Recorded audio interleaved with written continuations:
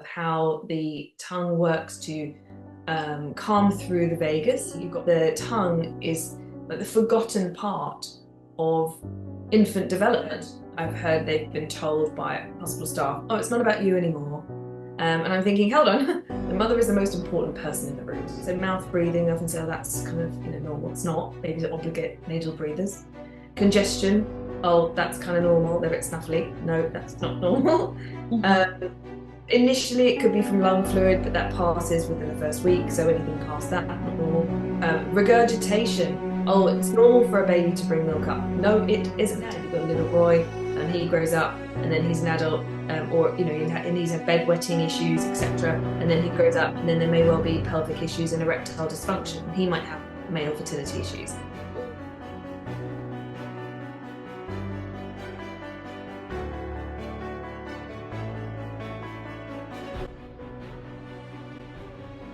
Welcome. This is Tales of Transformation. So, this is a channel where I am chatting to different experts in different fields, and that can be in the health and wellness space, finance, spirituality, birth, fertility. I want to talk to people who are doing things differently, who understand that the reality around us and the way our biology works have an innate essence, an original blueprint, and who are trying to uncover that in our modern world where a lot of that's been hijacked from us. I want people to learn about how they can regain their sovereignty, their autonomy, and start living fully, expressing their biology in from its actual blueprint, its full potential, and living in a way that feels full and by God's design. So that's why I've got you here today, Lucy. Hey, perfect. Totally aligns with how I work and what my health goals are for myself and everybody else. Yeah. Love it. Amazing. So I am Dr. Raji, a holistic dentist, spiritual mentor, and an alternative medical practitioner in training. I've got Lucy here, who is an osteopath. I met her this summer at a tongue tie conference, and I was very impressed. I love how Lucy is a wealth of knowledge. She understands that one small little piece of our biology can impact our body, our development, not just structurally, but also emotionally, our attachment patterns, and the way that child then grows into an adult and how they function. And so I was really, really impressed by this. And that's why I wanted to have her on. Lucy, I'd love for you to kind of introduce what it is you do. What is your specialism? How do you see yourself in the professional world? So, how I got started is I've been in practice for 10 years and I've been treating adults in all different areas. I have worked with a rugby team, I worked in Barbados looking at the different people there. They don't have as much stress as the UK Londoners, which is where I'm from. And I could just treat their bodies without that hyper sympathetic arousal. So, what I did was I deliberately put myself in different placements to basically understand everybody and how they function. After 10 years of working with adults, I had a couple of patients who were extremely difficult to treat and they were completely out of my skill set. And they had one patient had had her sinuses effectively drilled through by a dentist and had all sorts of irreparable, how do you say it? Irreparable damage. Can't repair it, guys. I can't repair it.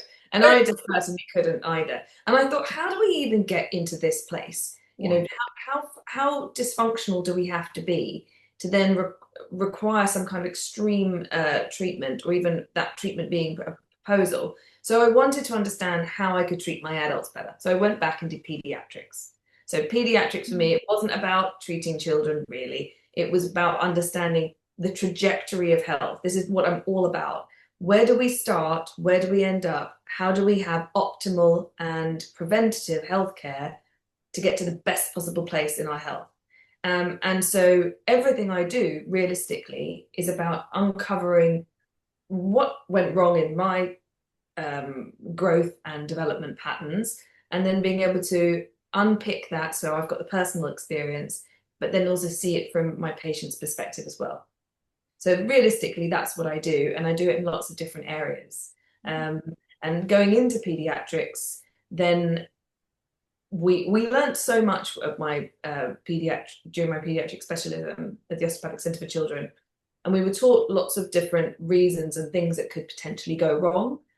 I kind of understood that there was then something which was the core issue that caused all of these things. And this is where I went much more into airway and tongue tie. Mm-hmm. So yes, so that's kind of why I specialize in airway and tongue tie.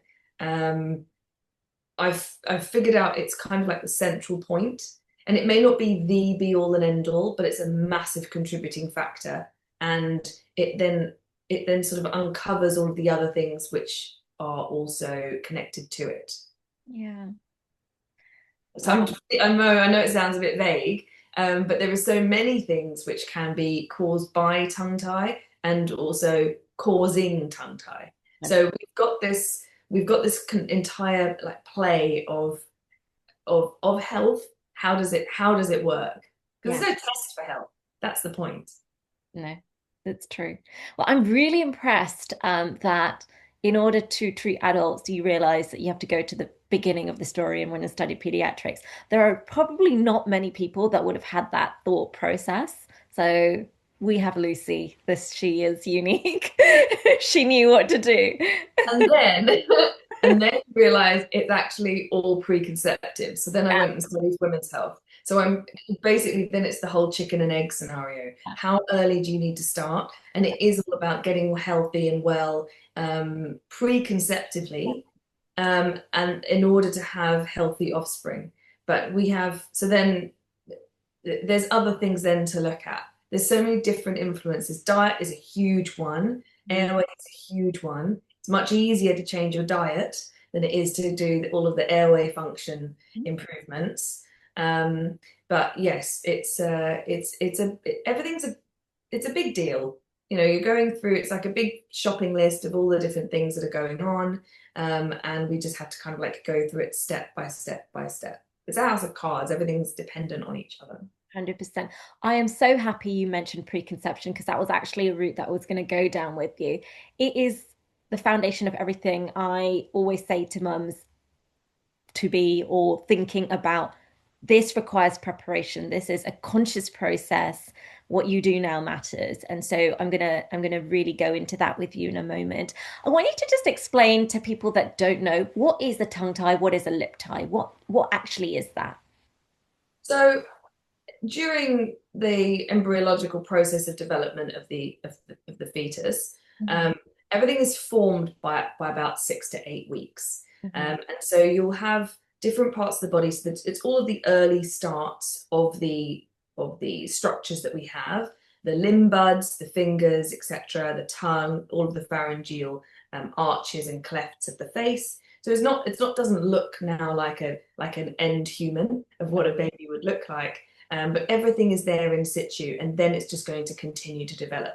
So the tongue develops on the floor of the mouth, and then at 8 weeks in utero, we have a natural cell die-off called apoptosis, Yeah. and then the tongue lifts. So same thing with the fingers. You have webbing between the fingers, and then you have the apoptosis, natural cellular die-off, which is governed by a specific process.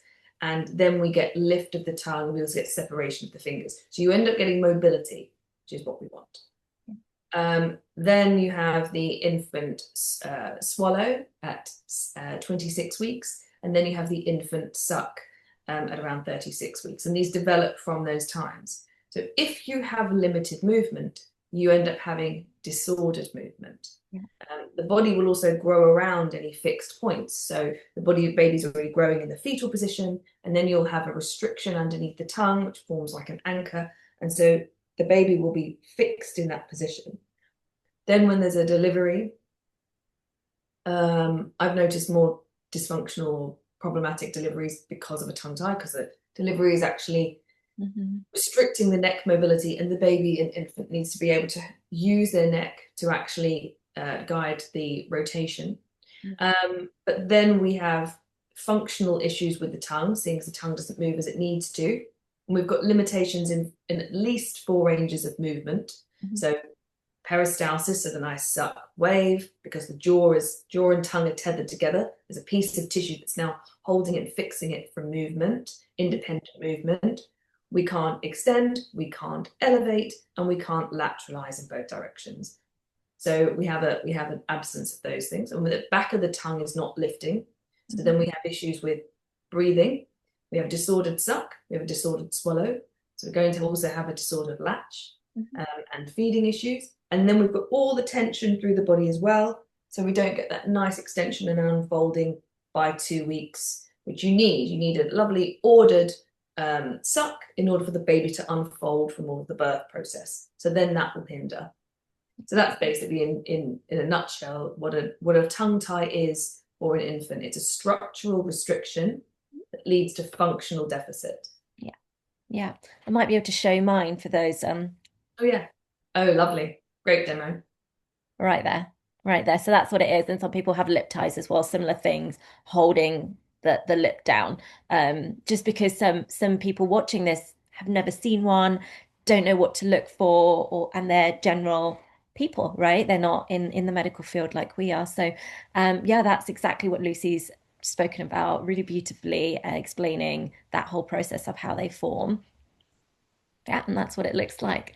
So the impact of a tongue and lip tie goes well beyond difficult feeding, which you've just kind of briefly told us in a nutshell. And the benefits of breastfeeding are obviously way more than just nutrition. We know it's that facial development and the attachment, etc. Do you want to start by telling us a little bit more about the benefits of breastfeeding beyond nutrition?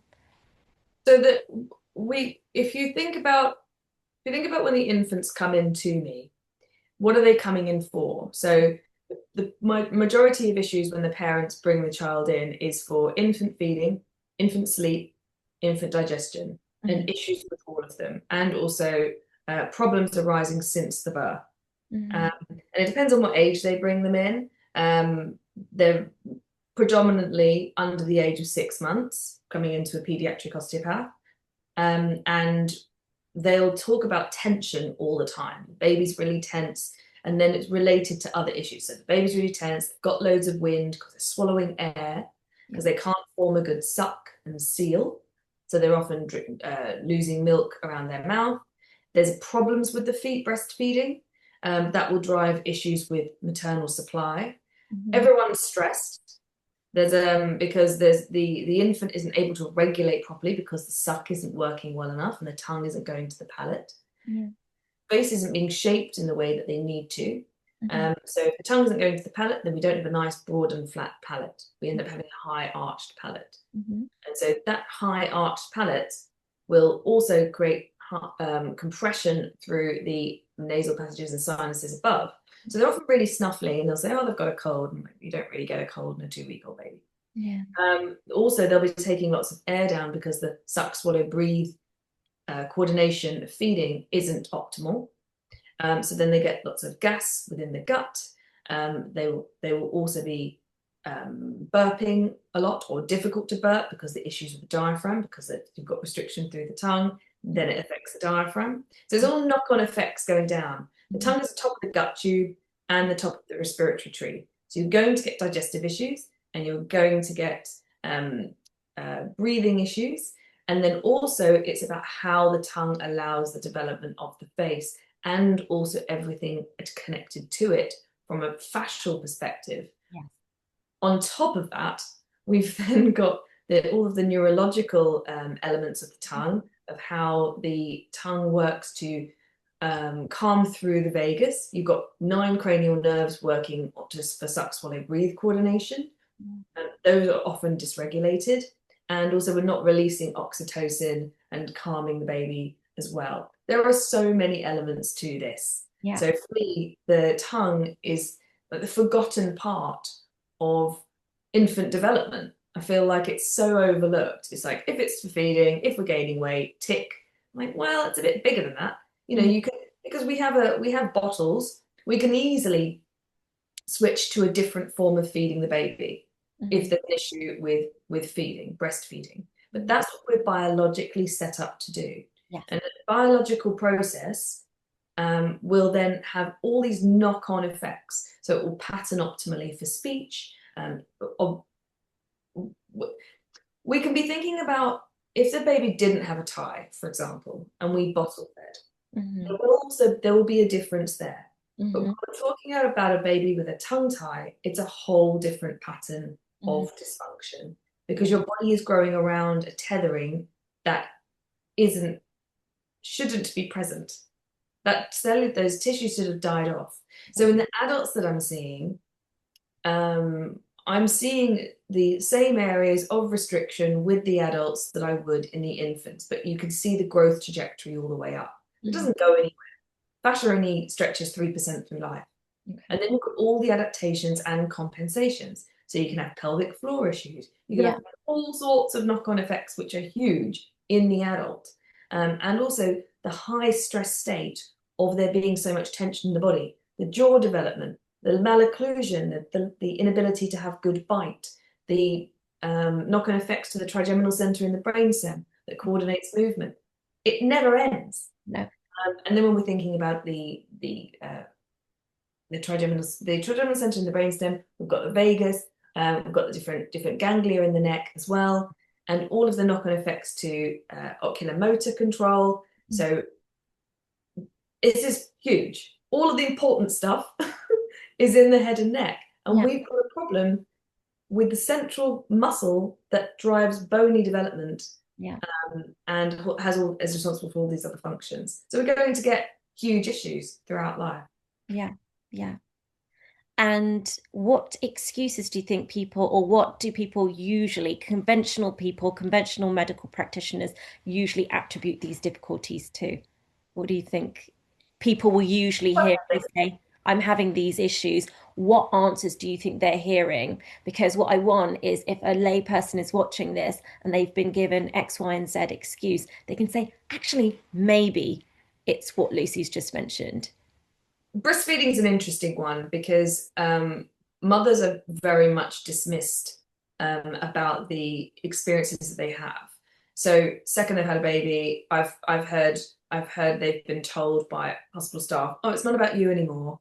And I'm thinking, hold on, the mother is the most important person in the room. So if she's not able to be in the best possible health, then she can't take care of the baby. Yeah. So absolutely, whatever the mum is reporting is paramount to pay attention to. Often they're dismissed that pain is normal, which it isn't. It's always a red flag, any breastfeeding pain. And if the baby's got a breast preference, for example, and that's due to the neck rotation or lack of extension of the infant. So you're always thinking, and that can happen for other reasons, if they've got a forceps delivery or other things. So Yeah. there can be different complications or IUI. So if they were twin, for example, they might be held in a certain position. So again, you need to be assessing that baby. I need to be assessing that baby day one. Yeah. Uh, what's going on with the infant and what else is going on there. If you spot a tongue tie at that point, for example, you're not necessarily going to do something about it, but you do need to know it's there. And Yeah. then what are the effects of that? Assessment is always one thing, and then intervention is another. But everyone assumes if you assess it, you're going to do something about it. So let's not assess it. And you think that's not really right. Mm. Um, so breastfeeding is one, pain, poor supply, neck preference with the infant, so therefore breast preference with the mother, reflux, another thing. A lot of infant issues are just palmed off as normal. Mm. It's just, oh, it's normal. I'm like, it's common. It's not Yeah. normal. Yeah. I look at tongue tie akin to DDH, developmental hip dysplasia. So when you sort of take the feeding part out of it, and you're just thinking about the bony development because of the muscular action, so tongue against the palate, because it's meant to go up there and it's meant to touch it and Mm. it's meant to compress it and it's meant to get a really nice suction through the tongue and the jaw muscles relax and then the whole body can relax and hang from there. If that doesn't happen, and if they're not breathing through their nose, we don't get that lovely shaping and jaw relaxation and lovely body growth. Let's put it that way.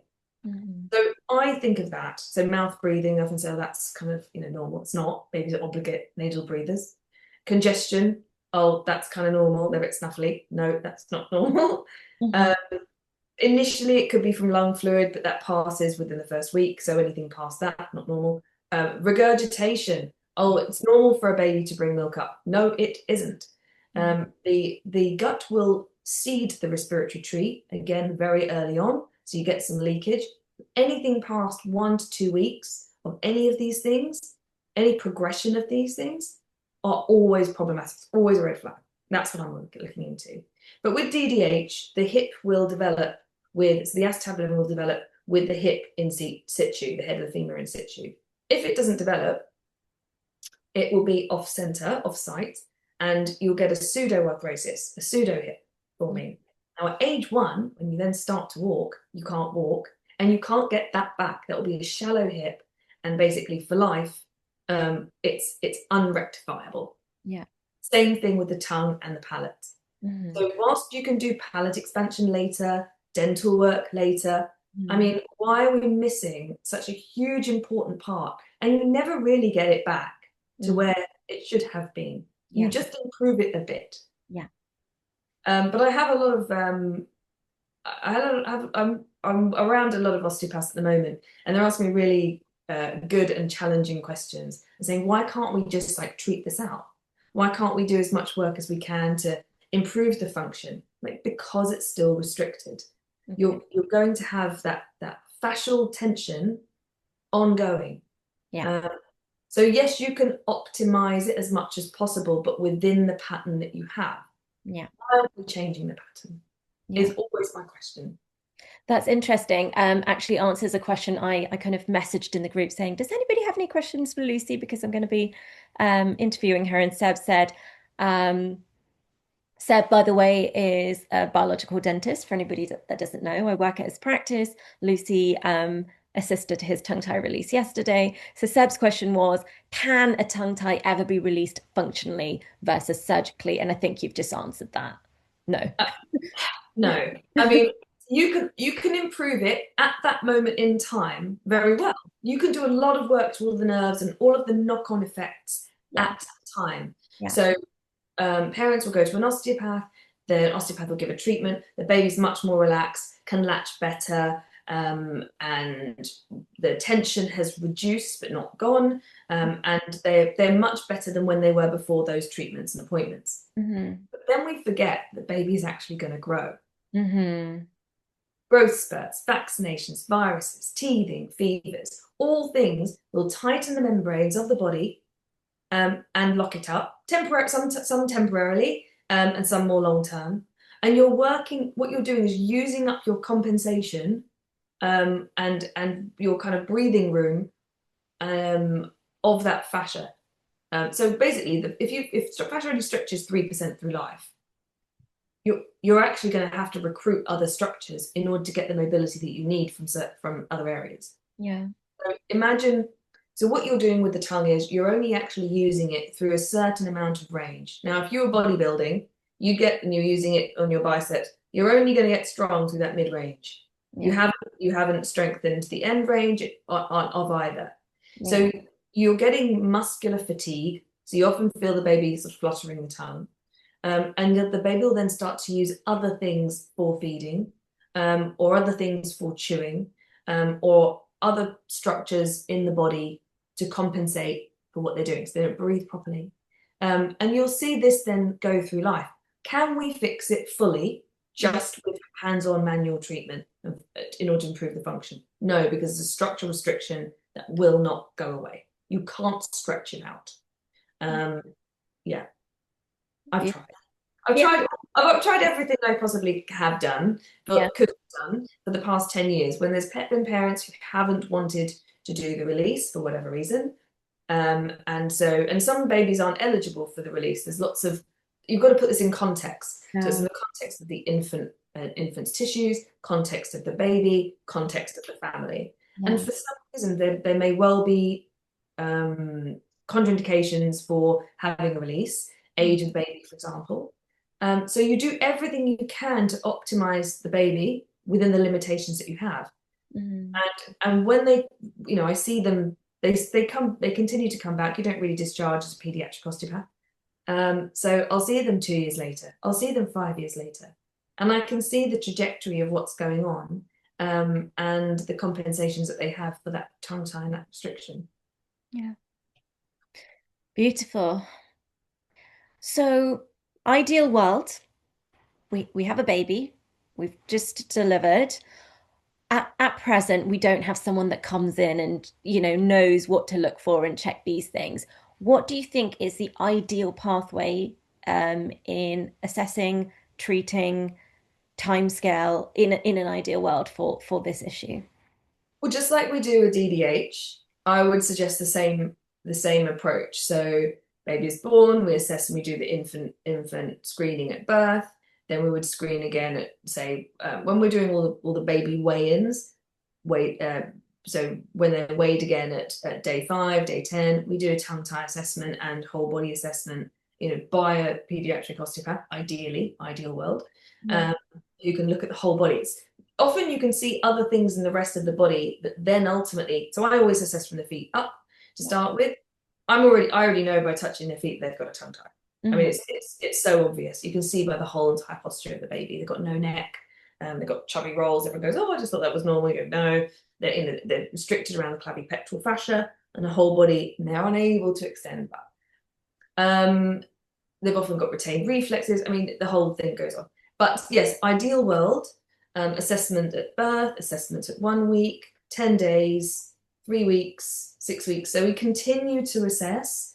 And the the fact that there's a tongue tie there doesn't necessarily mean you're going to release it. The tongue tie is, yes, presence of tissue, but what you're actually assessing is the functional deficit, mild, moderate, and severe. Hmm. And it depends then on the dyad, the relationship with the mother and the baby, what's going on there. And like I said, there's lots of reasons why you potentially wouldn't do a release. It's not just, oh, they've got a tongue tie, we do a release. You have to continue to assess what the function, how good the function is, and what the deficit of the function is, and how everything is being related to the family itself. And at the point at which you need to do the release, or just when the function is starting to decline, that's when you would act. You have to have clinical reasoning for it, clinical justification. So that's always what I'm looking into. So I do have a lot of mums that come in and say, "Oh, they've got a tie, but everything's perfectly fine." Hmm. I'm like, "That's great." And they go, "Can we do it for prevention? Because I don't want them to have issues with speech. I don't want them to have issues with this or this." Like, that's a really tough clinical decision, because my what I am doing clinically is advocating for the baby. Hmm. And so why would we rock the boat, put the baby through distress potentially, Yeah. and may potentially even create dysfunction, creating change?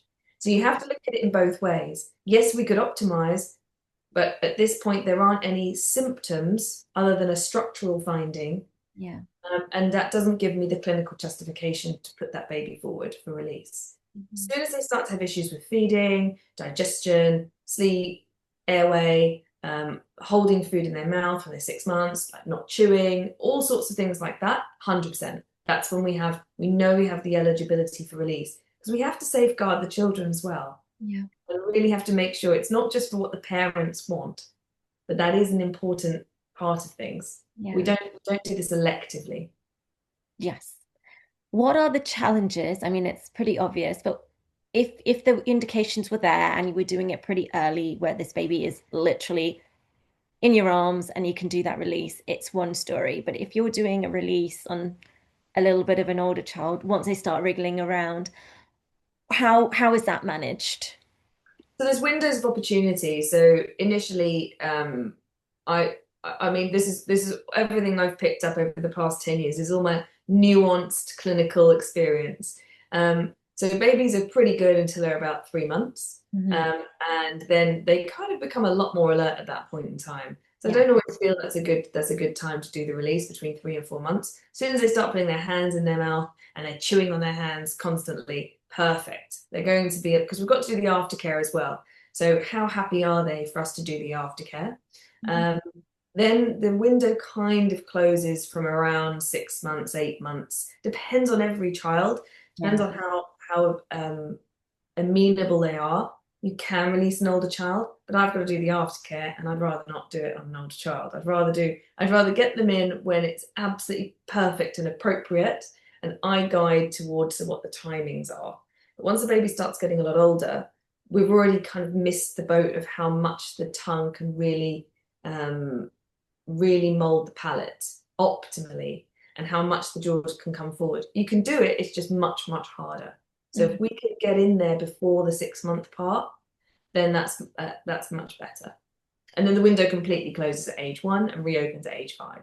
So we've got a huge gap, huge desert in between. So that first year is so important. And we want to realistically get the tongue tie released and rehabbed way before we start weaning. So weaning, so solids is at 6 months, and we realistically want it before that. So ideally in that first 6 weeks of life. And you can imagine how parents are then confronted with this, and you think 6 weeks, they've only got a 6 week old baby. I'm like, well, actually, that's quite late because the patterning of the tongue and the swallow is already established. So the older the child is, but like I said, it's very, very nuanced. So every single baby is extremely different. You can have two the same age with potentially the same problem, but the coordination of the neurology of the sucker swallow, and you've also got another person in the mix. You've got mum in the mix as well with both. So it complicates it so much more. And there may well be other issues going on with reflux, digestion, allergy, and all of those you would treat first because they will then complicate the digestion and also the airway because of the immune response. So you can see how difficult this area is. It is not something which is it's not a snip and go.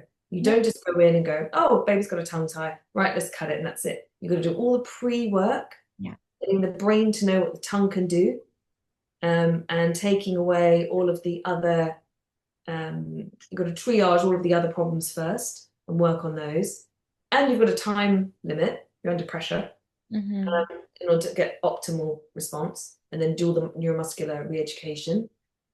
Plan and structure in the tongue tie release, and then we have all of the other appointments afterwards that we've scheduled. So I see them within 24, 48 hours afterwards, so they get that optimal change through the body. And then the aftercare is 6 weeks from there. And that's just healing, tongue healing only. Then we've got to continue with reintegration of the body. So yeah, that's the ideal world. I mean, that's basically every day for me. I've been creating a gold standard tongue tie release procedure on infants for the past 10 years. So the first thing is when I see someone is this release optimal? Is this release complete?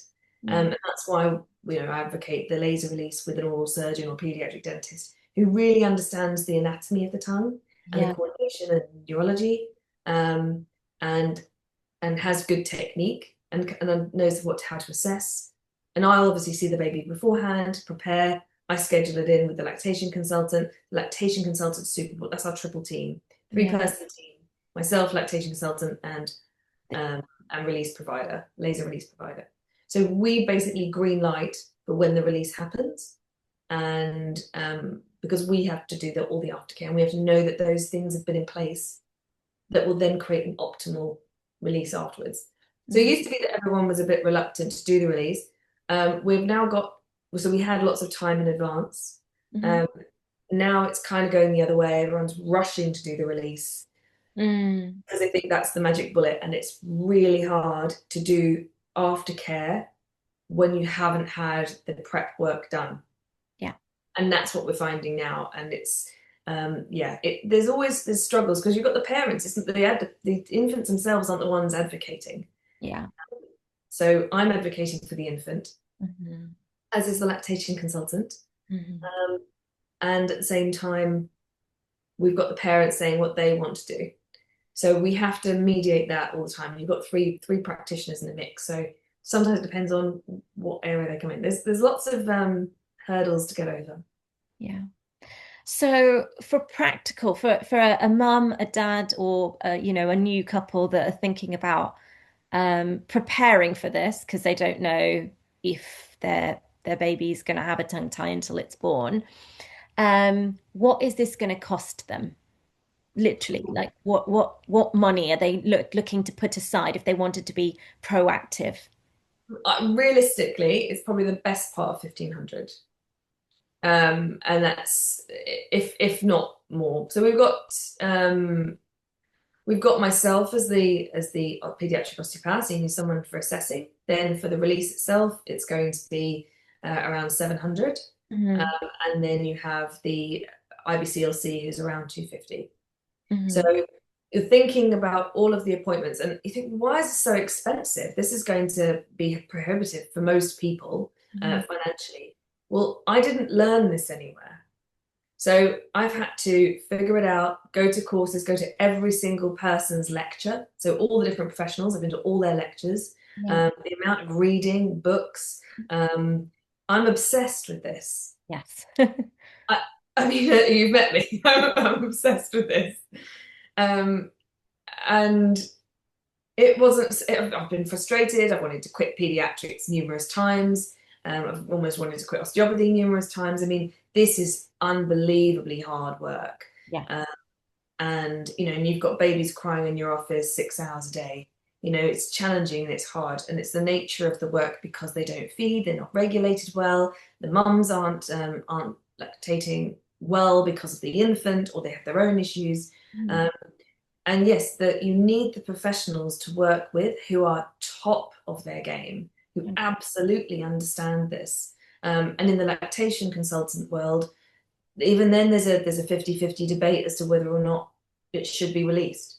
And in the osteopath world, 50-50 debate as to whether or not it even exists. So this is where the challenge comes. It's like you can't deny that there's a structural restriction, but yes, I understand that there are different people advocating for different outcomes, um, and different methods forward. Surgery on infants is something you do when you have no other Yeah. method of fixing it. If you had a heart issue, Yeah. you would use medication until you would be required to do surgery. It's the Yeah. same thing with this. But at the same time, what's interesting about it is it's a very accessible area of the body. Hmm. You can do this in a very simple, straightforward way. You just have to do it really, really well. Yeah. So there's scissor release people, the Association of Tongue Tie Practitioners. I just don't see good releases with scissors. Yeah. I've seen plenty. I've seen people do it well, do it poorly, cut the wrong tissues, cut the wrong depth. And obviously that's the skill of the practitioner. But the biggest part for that is they aren't doing follow-ups Yeah. in person. Yeah. So there'll be phone call follow-ups. With the tongue tie release, Hmm. the most important part is releasing the posterior aspect of the tongue.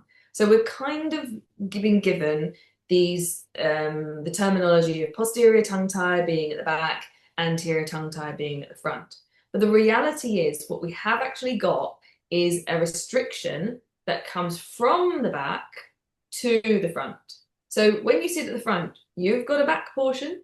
You can have something which looks like there's no tie, but it's just a posterior tie. It's just a tie at the restriction at the back. So basically, it's like a sail. How big is that sail? But Hmm. it's still there. So in adults, for example, and children, when the myofunctional therapists are doing the work with them, they're always trying to get strength through the back of the tongue tone, tongue elevation, and tongue movement. So a lot of those babies and children and adults the children and adults, because that's age appropriate for the myofunctional therapist, they've had a tongue tie release when they were younger, but it didn't complete the posterior portion of the tongue, which is the most important part. Yes, we need the whole tongue to move. So some releases will help a little bit, but it's not fixing all of it. And Hmm. realistically, if you want to have a full release, the whole of the tongue needs to be mobile. Now, in my experience, scissor releases on infants don't achieve that. Why not? Is it because the scissors aren't the appropriate tool? Well, I might say yes to that. And I think the reason why is, so there's two things. The restriction is in the midline. Hmm. So when you're trying to get to midline tissue and you've got scissors, you have to cut laterally towards the midline. So you have to cut tissue on the outside in order to get to the middle. And the restriction is actually right down the center. So when you use the laser, you can go straight down the center, but you can actually completely protect the tissue either side. So that's completely intact. That's one part of it. The other part with the scissors is you have to be a bit conservative. Otherwise, you could cause a lot of bleeding. That baby could go into shock and bleed out. The area is so highly vascularized, and you can easily create so much harm with the baby. And I've seen anomalous blood vessels in the anterior tissues because you don't really know what you're going to cut into. You're cutting blind.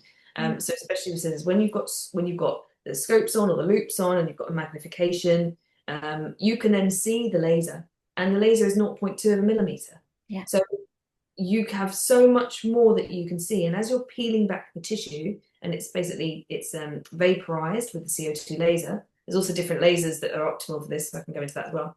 But as you're going into it, the tissue basically evaporates, opens up, and then you can see what's behind it. So the different laser surgeons that I've worked with have seen an anomalous blood vessel and have immediately stopped. They know exactly where they can go up to, and they're able to protect those very important and vulnerable tissues. You can't do that with scissors. And also with scissors, you may well need to cut more than once. You've got blood that obscures your vision. Blood is sticky. You're going to get these sticky surfaces coming together. And then you're more likely to have a reattachment, which is the big risk of release. And they won't cut the lip with it either, whether there's research or not, but there's to do that. But you basically won't be cutting a lip tie with scissors either. Again, vascular issues too. Yeah. So the tool is important. You could argue in the right hands that if you had a wonderful surgeon, oral surgeon or pediatric dentist, that they could do an excellent scissor release, but they're going to choose the best tool for the job. So, in neurosurgery, CO2 laser is the gold standard. It doesn't damage other tissues. It vaporizes tissue. There's no heat. We don't get bleeding, so we get ablation. There are so many positives No to use brainer. the right tool, but Yeah. in the hands of the right person. So that's why it costs so much. If you then compare the cost with the scissor release is £200 to £400. Yeah. So it's only 50% of the cost if you Yeah. think about it in that way. And you don't actually get a follow-up with the scissor release person unless it's on the phone the following day. But you need to know what's actually happening. Has that significantly improved? Any surgery, people actually often bring their babies into me when they've had a scissor release and they go, "Can you check it?" Mm. Like, it's not my duty of care Yeah. to check someone else's surgery. That if you've had a surgery, you need to make sure that's healing well. That baby needs to be seen again. And that area and that site needs to be assessed as to whether or not surgery completed the task it was meant to, improved the function the way it was meant to. And it was often left without any aftercare whatsoever. Well, if you've had a repair of something in hospital, let's say with surgery, you'll get physio rehabilitation. Yeah. And that's commonly a function that you've lost to then regain. So your brain already knows what it can do. Yeah. But with tongue tie, you don't have no idea Yeah. what you can do. You've never done it before. It's Yeah. never happened well before, ever. And now you're on your own. Yeah. And that's why it's not a snip and go. Yeah. Yeah. But yeah. 100%. Wow. Inspiring. Thank you. So let's rewind a little bit because we did Yeah, touch sorry, on, I covered a few things there. yeah, no, love it, love it. We touched on right at the start, my huge interest in preconception preparation. What do you think are the factors parents to be can consider in their preparation? Because people think pop some prenatals from Boots and you're good to go. Oh. It's just like, no, no, no. So Well, specifically for tongue ties and the right nutrition, stress management, airway, etc. of the parents and how you think they can prepare optimally. Again, so your world. So there's a fantastic Yeah. book written by Weston A. Price, and he wrote this in the 1800s. And Hmm. he's a dentist who went worldwide and looked at all of the different tribes and what they ate and Hmm. how they prepared for pregnancy. And they all prized animal meats. And he found something called activator X, which he named, which later the Russians discovered as vitamin K. So we need vitamins A, D, E, and K are very important fat-soluble vitamins for optimal dental health and growth.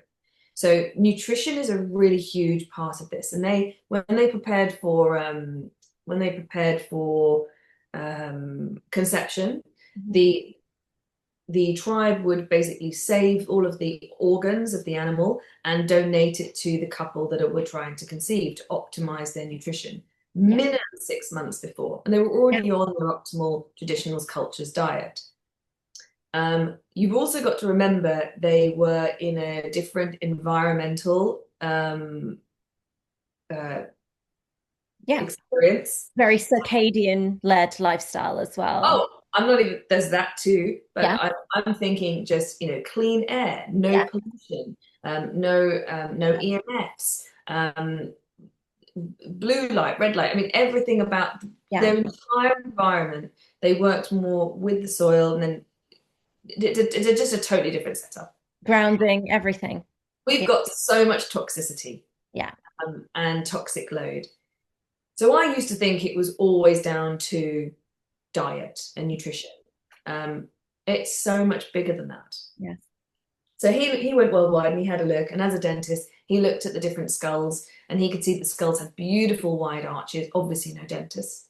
Uh, Hmm. so this is natural formation. This is how we were meant to evolve to be. And once they started eating the westernized diet of sugars and starches, they started to have tooth decay, dental caries. They started to have malformed jaws, lack of expansion, rickets, all sorts of scoliosis and structural issues through the body. Uh, IQs were lower, all Yeah. sorts of.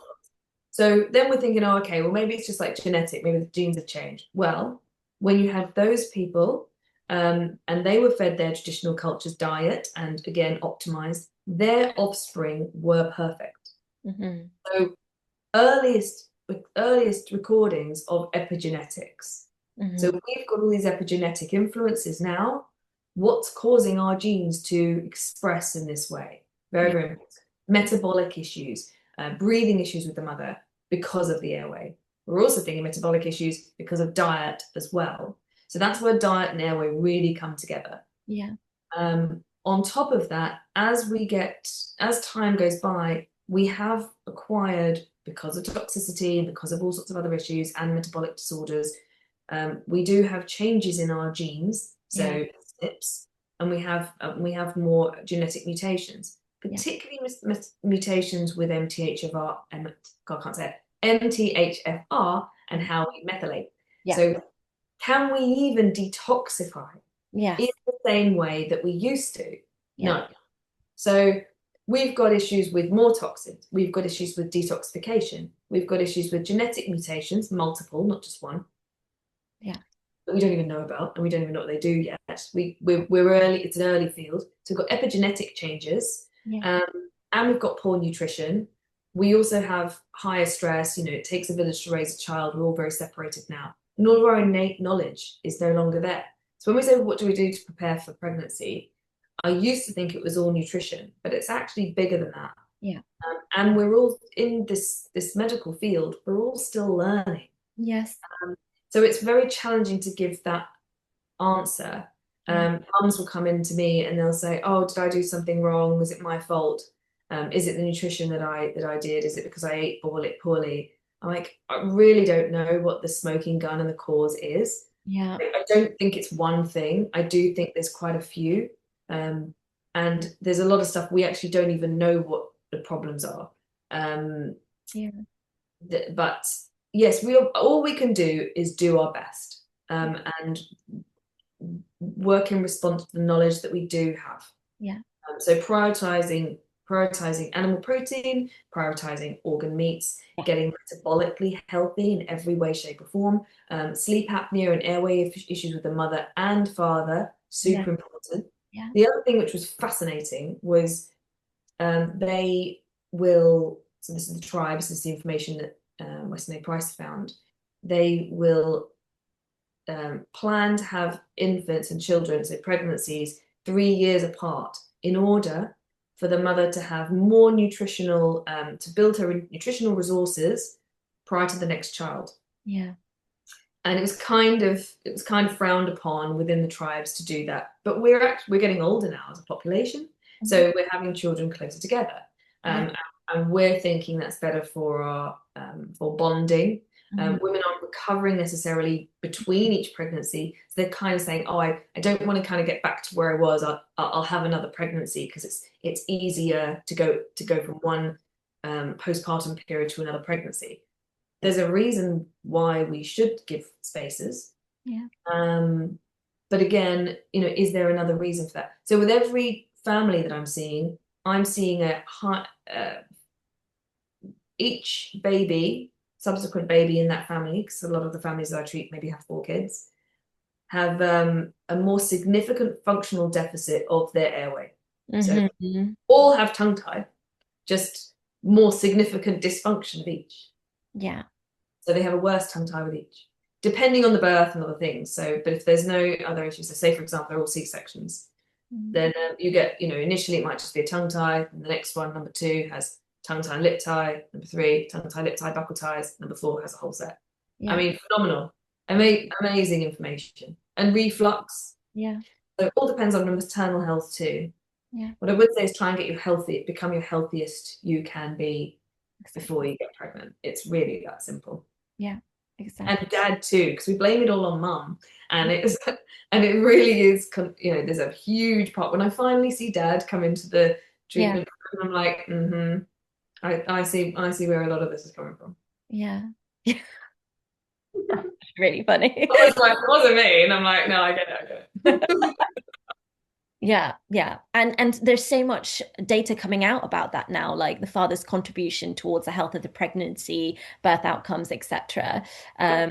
And the oxygen environment of the mother and the father in um preconception, but the mother during gestation, she's in a poor, she's not oxygenating well because she's mouth breathing and she's got a restricted airway. That baby is going to be forming in a limited oxygen environment. And how many babies are we seeing with this like rectographic jaw? Like they're being born um as a result of the environment that they developed in. And you can actually see that on scans. I mean, one of my yeah, I've been sent scans by pregnant women, and you could already see the retrognathia by the 20-week scan. So and that is then compressing the airway even further. So you can already see the mechanics of that. So you can really tell there's a tie there because it's the restriction around and growth around it. Mhm. Um, yeah, I mean, age of parents, that's a big one.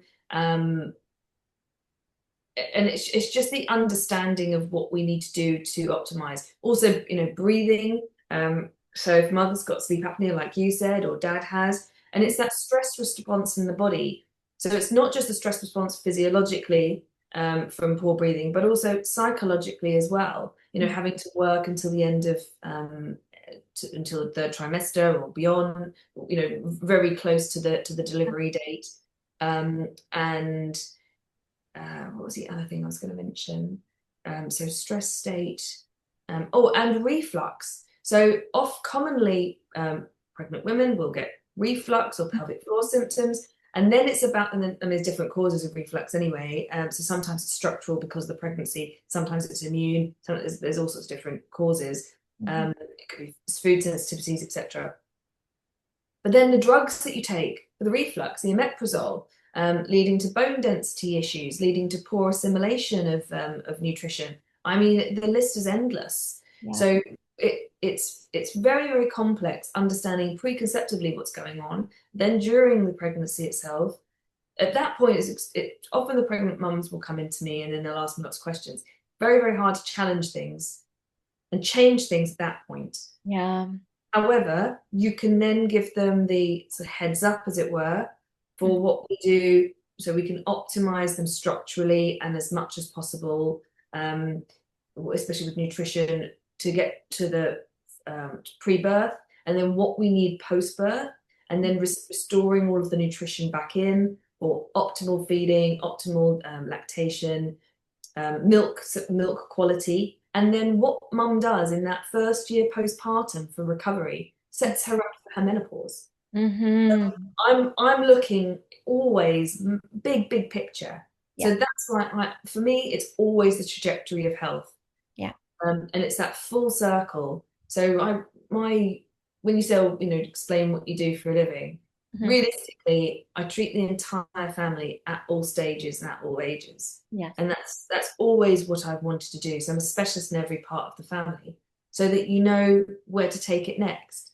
A girl who's into sport may grow up to be an athlete, who then becomes a pregnant mum, who then has a baby, you need the lactation, and then she goes back in. And it's the same with dad. You've got a little boy, and he grows up, and then he's an adult, or and he's had bedwetting issues, etc. And then he grows up, and then there may well be pelvic issues and erectile dysfunction. He might have male fertility issues.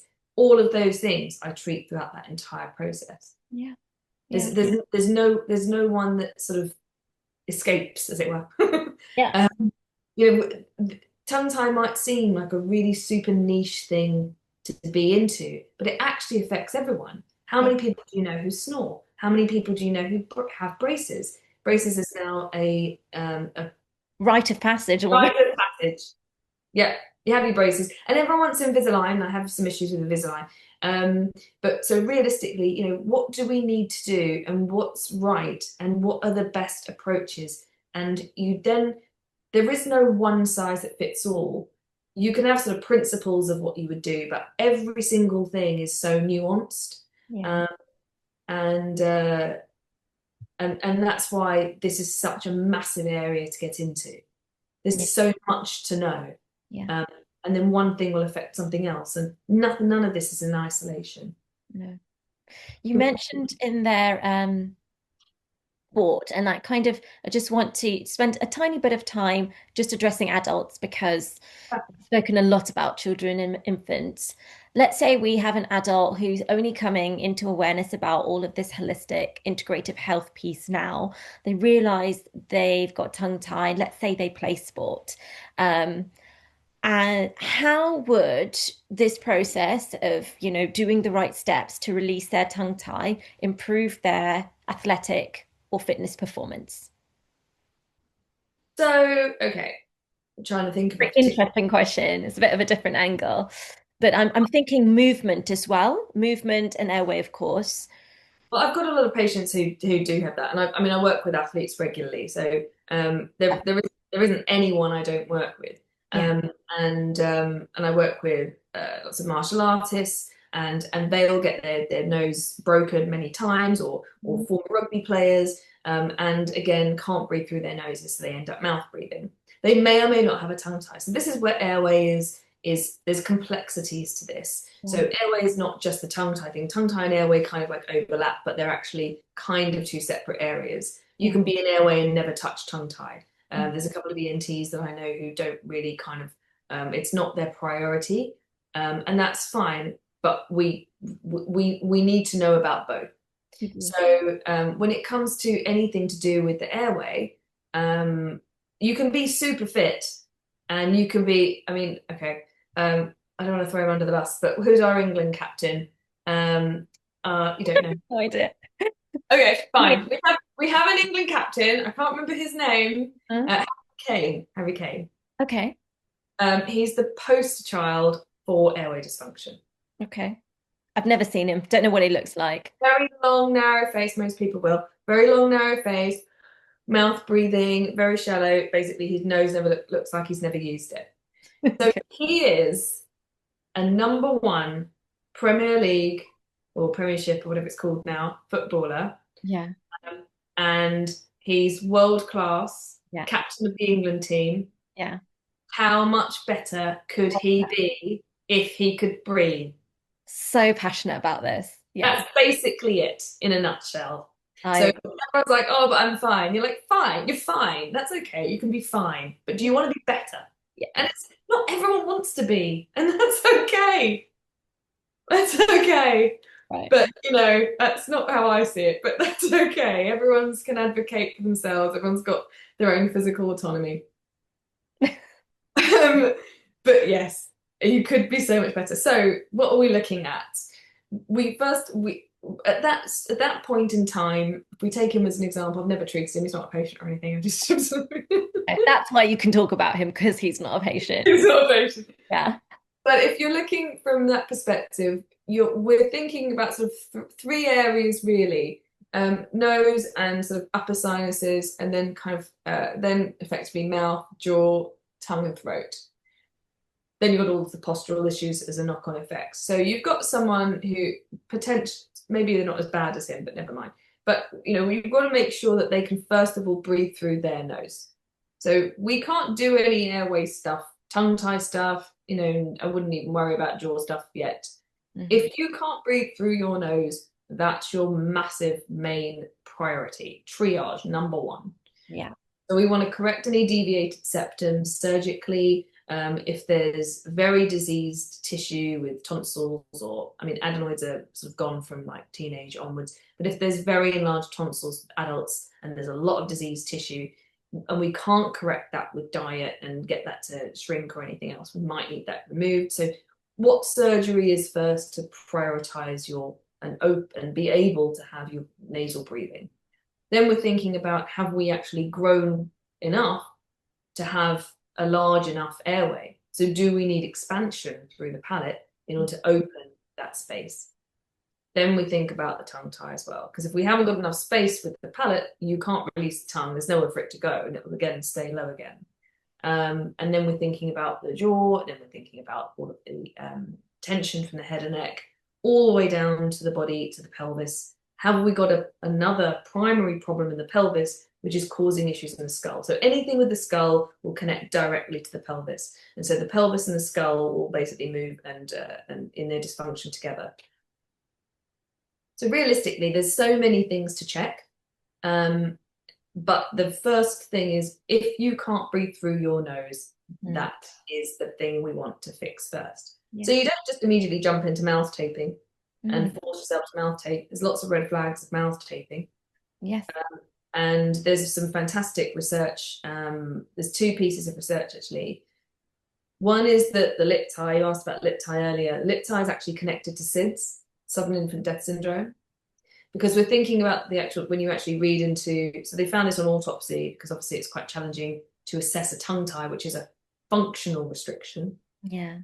On an infant. It's hard enough to do it when they're using their tongue, let alone when it's inanimate. So they found the correlation between lip tie and SIDS, sudden infant death syndrome. So unexplained sudden asphyxia. And then you look at the adults as well on this piece of research, on a different piece of research too. And they were looking and seeing with patients who are obese, you have fat infiltration of the tongue, which takes up lots of space. So then when they're sleeping, basically it will occlude the airway in that way. So obesity, important. One of the few things you can do, which Linda D'Onofrio, I will quote her on this, she explained, you can't spot reduce fat in the body, which you can't. We all know that you can't spot reduce fat. You can't just do loads of sit-ups and get a six-pack. You can in the tongue. Okay. Interesting. So if you use the tongue for myofunctional therapy, you can reduce the fat content in the tongue, especially in obese patients, which I found fascinating. The other side to that piece of research is, so they thought, okay, fine, so it's going to be BMI. So if the fatter you are, the higher instance of obstructive sleep apnea. Well, they found the converse. So skinny people also had a very high incidence of obstructive sleep apnea. Why? Same problem with the infants, tongue collapse into the airway. So we can basically have these issues for two reasons. It's either obstructing it because it's too large, or it's collapsing into the airway. And so you can mouth tape till kingdom come, and you can still have tongue collapse into the airway. And if you've got apnea, the last thing you want to do is prevent yourself from sort of bracing your tongue into a different position, realistically. So we don't want to add to the compromise. If you can't breathe through your nose, you can't mouth tape. Yeah, 100%. You need your mouth. It's your Yeah. secondary system. And if if you're checking on your Oura ring, or if you're checking your uh, saturated percentage, SpO2, saturated percentage of oxygen, Hmm. if you're checking that and it's going lower, it's going down from 95 to 90, problematic, Yeah. massively problematic. We need to be at 98, 97, 98 to 100 at all times. Yeah. So, yes, what do you do with somebody who's an athlete? Well, I've had quite a few athletic friends, and they have lots of issues with sleep. So, Mm. and their issue will be sleep, not necessarily sleep disordered breathing. It is sleep disordered breathing, but they don't know that. They've Hmm. just got issues with sleep, and then it's affecting their recovery. So it's kind of the symptoms that someone comes in with, or what they talk to you about. And I had a friend of mine, and he had lots of kind of little scabs almost on his scalp. And Hmm. I was like, what's that down to? And he was telling me about how poorly he was sleeping, and he had the mouth tape, he had the mask, he had the earplugs, he had everything going, he had the nasal strips. And I'm like, mm-hmm. And his sleep was still terrible. And I was like, it's the dairy. Hmm. The fact that he was consuming dairy that he didn't get on very well with, and the manifestations coming up in psoriasis, so Yes. plaques on his scalp, to cut out the dairy, cut out the oats, and he did, and he started sleeping properly, and he didn't need all the extra bits of pieces, um, because he wasn't congested through his nose anymore, and therefore having this constant, frequent waking. Probably also got a tongue tie as well, but we never really got that far. Yeah. I don't want to diagnose everybody I know. They won't like me very You much. have a very long waiting list as well. You'll never have a Uh, day off. no, I mean, this affects everyone. I Yeah. think it's the biggest epidemic that we've got going that's completely silent. And the more I'm in this world, and I don't look at everything through the tongue tie lens and go, oh, it's always tongue tie. Oh, it's always tongue tie. It's part of it. It's Yeah. not necessarily the problem. But I'm really wondering now, like, why have we got it? Why is it so prevalent? Hmm. It's not necessarily that it's being diagnosed more. We're becoming more aware of it. We're becoming more aware of the effects of it. And maybe, 200 years ago, we didn't have all of these genetic mutations that then make it so much harder for everything else to be overcome. And we haven't got the level of toxicity then. And our air was cleaner, and our water was cleaner. So, we've got so many things that are loaded on us now, that it's much more challenging. We could cope with it then, but maybe we can't cope with it so well now. Yeah. It's also interconnected. I have one last question before we start closing up. Um, and I know what the answer is going to be, but I want people to hear maybe a brief kind of pulling together of all these pieces. All 32 teeth sitting in the mouth. That's not what we see often in our surgeries. We're getting impacted with wisdom teeth and other teeth, actually. I've seen impacted sevens and eights, so really small jaws. Um, what is the contribution of the tongue tie towards this? Because we know it's multifactorial, as with everything. What is the tongue tie's role in this? So I was just on a carnivore retreat, Mhm. and so everyone there is eating lots of meat, and going back to as much the ancestral diet as possible. Yeah. And um, a lot of the speakers were talking about carbohydrates and all the different links of metabolic illnesses, etc. Now, why do we eat so many carbs? Forget if we should or not. I'm not even going down that route. Mm. Why are we? So when the infants are weaning, and they're starting basically, they're going on to solids, so weaning onto new foods, Mm. uh, the first thing they should be consuming when they have teeth is stuff to chew. Yes. Now, textural density and nutrient density are absolutely paramount. I talk about this every single day. Yeah. Um, and so we need foods that are texturally dense, chewy foods, and we need foods that are nutrient dense as well. Some nutrient dense foods aren't very chewy, but we need chewy foods as well. Yeah. And why are there preferences when you then get to the older children? And realistically, the gold standard of chewing is steak. So Yeah. if You ask a child, I have one that I've got in mind, and I've asked her, and I said, well, how do you feel about steak? And she's like, oh no, it doesn't taste of anything. I chew it a couple of times, doesn't taste of anything, I spit it out. And I go, yeah, that's the point at which you should be swallowing it. Hmm. And the problem that comes is you can't move the food around the mouth with the tongue restriction. You can't chew properly, the jaw gets tired. So they don't like it. They can't move the bolus of food to the back of the tongue, and then they can't swallow it. So you have swallow disorders, chewing disorders, so eating disorders, feeding disorders, sorry. And I've even seen the rise of eating disorders around anorexia and bulimia. And I really wonder, there's Hmm. no research, speech and language, I've asked my speech and language pathologist, Linda D'Onofrio, and she said there's no research based on that connection. But I really wonder if that also links to it. I've got children with ARFID, so restrictive eating because of allergy, but also tongue tie. They can't chew and eat properly, and they've always been picky eaters. Hmm. Yeah. It's not just the food sensitivities, it's the textural preferences. They don't like it. In all of the autistic children that I see, they've all got textural preferences, they've all got food selection. There isn't one child I've seen who's autistic or ADHD that doesn't have a tongue tie. Yeah. So, what is the contribution in those children to food selection and then nutritional differences? Because what's soft and easy to swallow? Carbs. It's very soft and mushy. So then what you're doing is changing your biome. Your gut bacteria are then going to continually request and talk to you and want you to consume more of the same foods. Yeah. So you consume all of those foods. It's easier if you're under high stress in your body because you're not breathing properly. You crave salt, fat, and sugar. So Hmm. easy, regular carbs to consume. You're not going to be sitting there chewing on a piece of steak for a while. It's taxing and again with the meats as well, the meats come with fats. You become more fat adapted, you get your fat soluble vitamins.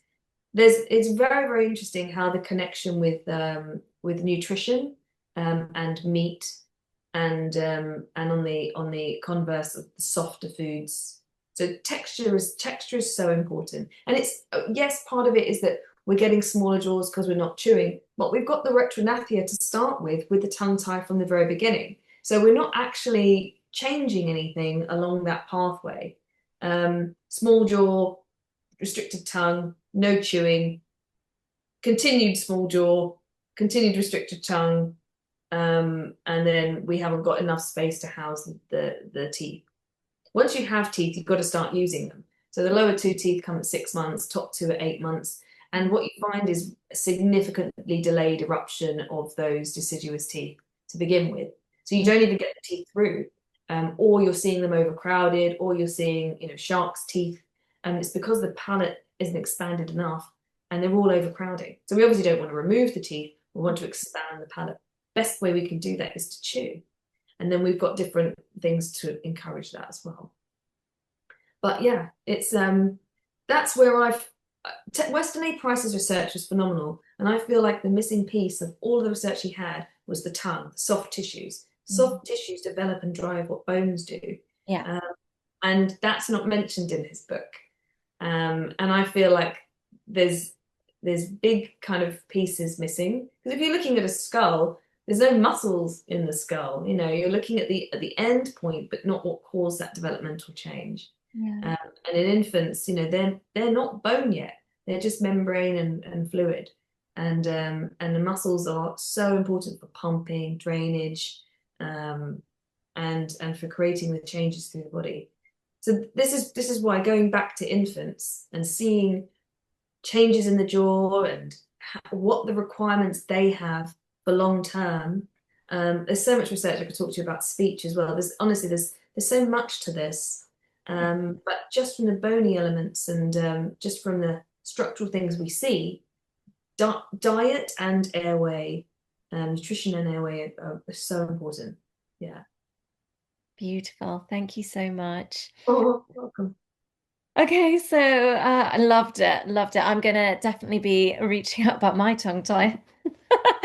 Yeah, feel free. I'm more than happy to do your guided release. Yeah, beautiful. Love it, love it, love it. Brilliant conversation. Gosh, everyone's so lucky. Whoever is going to sit through this and listen to all this information, especially those who want to be proactive about birthing really healthy children. And this is something I'm really passionate about. I always end, I stole this from Stephen Bartlett, The Diary of the CEO, ending the conversation with a question left by the previous guest. Oh yeah. So the last person that came on was Ashley Bromley, and she used to be a traditional PT, and then she studied functional patterns and all the fascia stuff. And so her question that she has for you is kind of a layered question, but you can answer it in like one bubble. She said, "Where do you see the health and wellness space going?" And I think you kind of touched on this and what your vision is, but where do you realistically see it going? And do you think conventional practitioners will become more aware? Because at the moment, if someone wants to do something like this, or they want to go to, have a holistic dentist, you've got to go seek one out. Um, so, do you think there will come a point where you can go to your NHS GP and we can talk about this stuff and they'll actually know what, root cause healing really is? No. Okay. So I finally had an epiphany. I went on the Carnival conference, and I've probably got about 10 different passion projects that I'm working on, Yeah. and I realized that basically my life's work will, because I'm already 20 years in. All I ever wanted to be was an osteopath when I was 8 years old. I taught myself to massage when I was 6. So this is my life's work. I'm more than happy to dedicate my life to it. Mhm. Bottom line, I think I'm going to bring all of that together. My next step is to create an airway space and potentially an airway retreat, so an airway centered clinic. That's my next step, Mhm. which will be in the process and time. Mhm. Um, and you need everything. You need all the components of health for everyone, including movement. Yeah. And it's we have to all work together. So I don't think we're going to ever improve the NHS. I feel like we're just going to set up something completely different. And ultimately people vote with their feet and they go that way. You don't need to change something which is already so fundamentally flawed, with too many closed minds. Um, Yeah.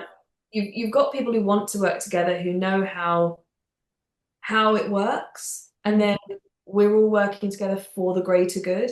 Yeah. And realistically, that's it. When I went to the Carnival conference, I was like, yeah, I know who I want to work with now. I've met some phenomenal people in different areas of industry, Mhm. and we're all kind of doing the same thing, but from a different approach. Yeah. Um, we've got wonderful colleagues that we've met together from Airway School, and I mean, I'm on a billion different WhatsApp groups, all to get the best for our patients. And you need people who are open-minded, that aren't going to say, "Oh no, that's not the case," or "No, I don't believe that." You want someone who's professionally curious, Yeah. and respectful to their colleagues of things that they've found in clinic. And if you've just because the research isn't there, or sometimes the research is contradictory, Yeah. and if it's happening in clinic, the research needs to reflect that. So maybe the research just isn't the research that we need, that we have. We Mhm. need more. But yes, if we're finding it in clinic, and then yeah, I don't think you're ever going to get the allopathic medical model, from the NHS to ever cover this. Yeah. Fair. Fair. I agree. I mean, I think it really is creating a new paradigm, and those who want to join, and that's it. And I don't think it matters. I think it's fine that there isn't that. Yeah. Because ultimately it's a broken system. Yeah. Yeah, and people need to advocate for their own health. There's a Yeah. whole psychology of payment, and if you're not paying for it directly, you're not really invested in what you're doing. So yes, I think it just is, you do have to take the action yourself to get the outcome you want. Yeah. Amazing. And what question would you like to leave for the next person, not knowing who it is? It can be random, doesn't have to have anything to do with what you've spoken about. It can be related to something that just instinctively comes in. Oh, that's a very interesting thing to ask. Um, I think one thing I really like to ask always is what's someone's favorite word? Okay. I know it sounds like a very odd question, but actually there's often a lot of meaning behind it Yeah. for someone, and it often reflects on how they view themselves and what they see around them. Love it. So what's your favorite word and why? Like, what's the Oh context? yeah, 100% why. Yeah, yeah. What's your Otherwise, favorite word? it'd just be really random then. Or favorite phrase? Like what's their favorite saying? Yeah. Yeah. Shall I tell you mine? Because I do actually have an answer to my own. Yeah. Yeah. So there was a Goo Goo Dolls. Goo Goo Dolls are an old band. And Goo Goo Dolls had one phrase from their song which I absolutely loved. And it said, "Scars are souvenirs you never lose. The past is never far." And I thought that is so representative. Like you're always reminded of where you've been and where you've come from to today. Um, and and it's always important to reflect, I think, kind of, you know, Yeah. and when you look back at pictures or you have a diary entry, there was something I read the other day and it said, I recognize her, but she doesn't know me. Mm. And I thought that's just really quite lovely. Sometimes you don't necessarily know where you're going to end up. Like my 8-year-old self, I didn't know I was going to get here eventually, but I'm still always trying to be the person that I needed then. And that's realistically what I'm always doing every day, like be the person you needed when you were younger. Yeah. Um, and that's why when you say, do you think the NHS is going to do that? I'm like, no, no one's going to be as passionate as the person who has walked the walk personally. Mm. Um, and very few people really have gone through so much to then try and unpick that and like basically, rescue other people Yeah. from the same fate. Yeah. Thank you so much, Lucy. You've been amazing. You're welcome. You're Well, very welcome. Thank you so much for having me on. yeah. This has been a really it's such a lovely experience to share everything, and especially from the perspective of a dentist, an airway dentist as well. Thank So super happy. Thank you very much. you. Thank you. We'll stay in touch and we'll connect soon. And I cannot wait for everyone to listen to this. I'm so excited. Yeah, I'm interested in the feedback. Yeah. Yeah. Thank you. Have a Bye lovely day. Bye bye.